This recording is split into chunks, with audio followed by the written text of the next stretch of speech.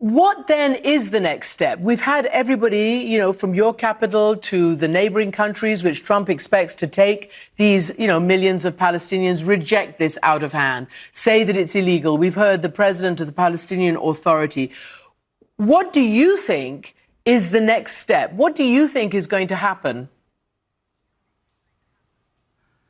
I'm not in government, so I don't know what my government will propose, but I would expect that there will be collective action on the part not only of the Arab but Muslim world as well, along with Europeans and other countries that believe in the two-state solution, to take up the matter, and where else but go to the United Nations. And this is the only arena where things like that can be discussed. Unfortunately, with the American veto, I cannot expect that there will be much success in passing any resolutions. But nonetheless, it will show that the world is opposed to this mad ethnic cleansing plan that the American president has proposed. You're a really smart person and understands, sometimes things are said and they may hide a different meaning. Do you see is there any negotiating strategy here that you see that Trump might claim or his acolytes might claim? I have no idea, and I cannot see anything other than a blank wall in front of me of total acceptance of the Israeli position by the American government. It's not only the president. We've heard also supporting calls from senators and congressmen and other of the American strata of politics supporting this call. So that is the unfortunate position of a whole structure that has been built in the past years in support of Israel. ILYAS Sharafuddin is with me. So ILYAS bhai, US President Donald Trump has said that he wants Egypt and Jordan to take in Palestinians, but after today's meeting all Muslim countries have rejected Trump's suggestion. So what do you have to say on this?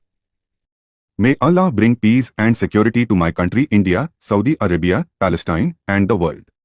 May He send peace and prosperity, and put an end to Zionist terrorism. Over the past 1400 years, Muslims have ruled over Israel and Palestine for 1200 years.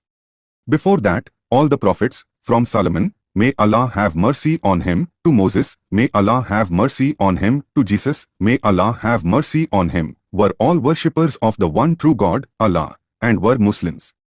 The most important point is that peace, security, and prosperity prevailed when Muslims ruled Palestine. But when Muslims lost control, terrorism began, destruction followed, and innocent women and children started being killed. In today's times, Donald Trump is doing 8 out of 10 things very well. He is facilitating ceasefires, trying to resolve conflicts from Ukraine to Palestine, and bringing all parties to the table. However, as one of the previous panelists mentioned, under the pressure of the vote bank, he is making 1 or 2 mistakes. He should understand that Palestinians have ruled here for 1200 years. In 1948, when Jews were expelled from Germany due to the Balfour Agreement, it was the Muslims who embraced them, fed them, clothed them, and provided them with shelter. And today, those same people are killing Muslims and defaming them. This terrorism must end. Donald Trump should realize that Saudi Arabia's two-state solution formula should be implemented. Until the two-state solution is achieved, Muslims will not remain silent. We do not wish to harm any innocent person. But we will not back down from our roots until we achieve our goal. Someone might be winning a battle, but we will win the war. Look at history. Whenever we have faced challenges, we have succeeded by the command of Allah. Alhamdulillah. Everything you have said is excellent, but Sharafuddin bhai, you mentioned the two-state solution, that is the only solution. As far as I know, Israel has agreed to the two-state solution. No. Israel has not agreed.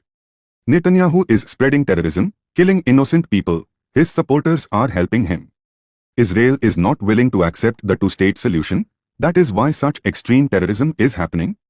Innocent Palestinian women and children are being killed. The issue would have been resolved if the two-state solution had been accepted. On October 7, 2023, 1,200 Israelis were killed. Since 1948, 500,000 Palestinians have been killed. Since 1948, 500,000 Palestinians have been killed. Since 1948, 500,000 Palestinians have been killed.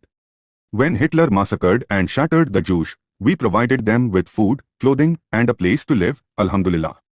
But in return, they killed innocent Palestinians. They killed 500,000 innocent Palestinian women and children from 1948 to 1967 and until today.